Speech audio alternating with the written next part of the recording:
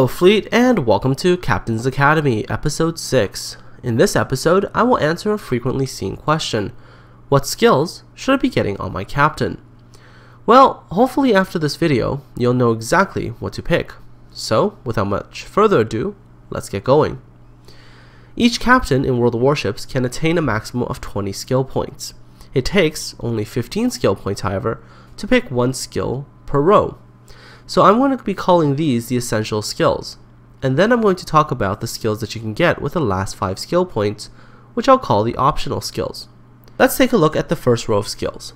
There's only 2 of them, basic firing training and basics of survivability.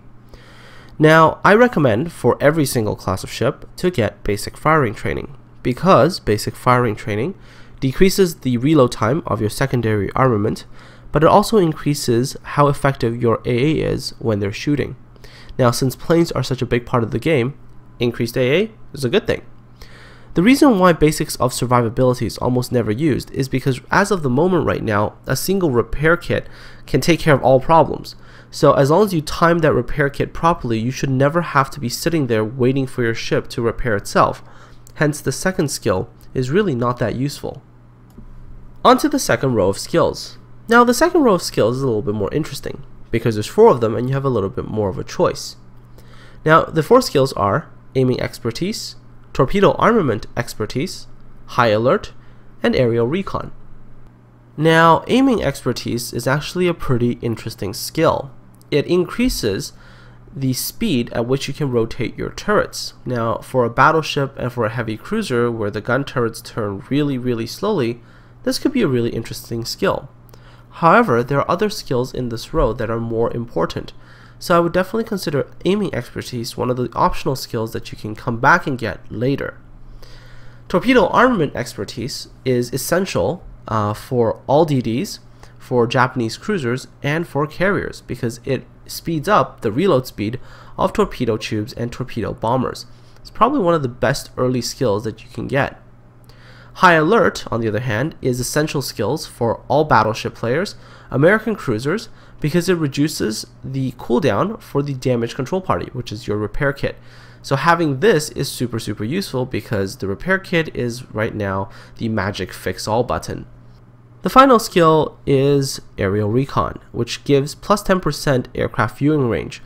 I would probably get this as an optional skill on carriers, but I mean, you can get it on battleships and cruisers, but on battleships and heavy cruisers, I would rather get aiming expertise, because anything to turn those guns just a tiny bit faster should help you more than just getting a little bit more view range on those scout planes. The third row of skills is a no-brainer. This one's really easy. As a cruiser, just get defensive fire. As a BB, get repair work. As a DD, get smoke screen. And if you're a carrier, get situational awareness. Of course, if you are a battleship, cruiser, or destroyer, you can get situational awareness, again, as an optional skill after you get your primary skills. The fourth row, which has the most number of skills, 5 in total, comprising of Pyromania, Advanced Firing Training, Vigilance, Advanced Flight Training, and Dogfight, probably the most interesting row.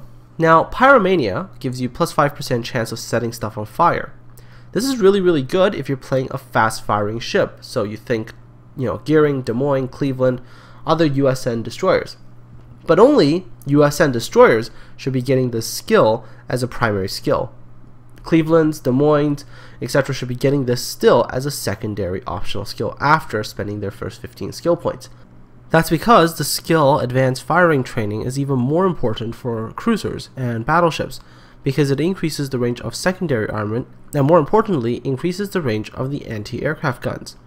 Japanese destroyers can also get this skill because it increases the range of their guns, and since Japanese destroyers fire really slow and have really slow gun traverse, this skill could come in handy.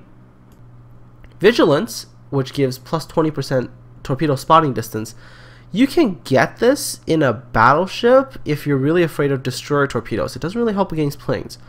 But again, I mean, there's only going to be so many destroyers, and plus right now with the way that destroyer torpedo spotting ranges have gone, you don't really need this. But if you really want it, I guess you could grab it as an optional skill.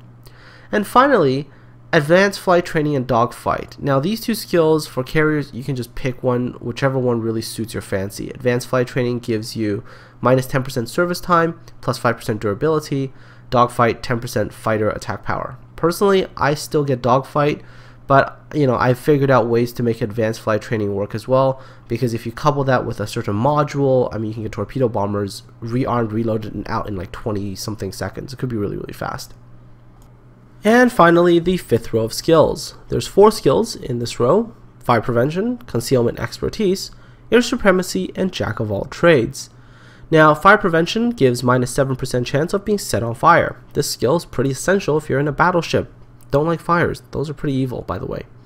Concealment Expertise gives, I guess, ships better stealth, and really it's only useful if you're in a Japanese destroyer, because stealth is king when you're playing one of those. Air Supremacy gives +1 fighter, +1 dive bomber. Doesn't give +1 torpedo bombers. Don't get your hopes up for that one. And, it's still an essential skill for carriers. And finally, Jack of all trades. Minus 10% prep time for all active skills. If you're in a cruiser, get this. If you're an American destroyer, get this. Usually, you get this as an American destroyer and not getting Concealment Expertise because, well, US destroyers are a little bit more dependent on its smoke screen. So, the faster your smoke screen cools down, the better.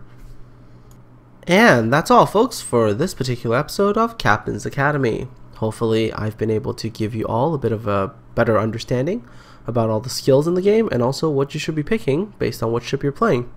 So, if you like what I'm doing, don't forget to subscribe to my channel, as I'll be making more videos in the upcoming days and weeks. Aside from all that, I hope you all have a fantastic day, and I'm looking forward to seeing you all on the high seas.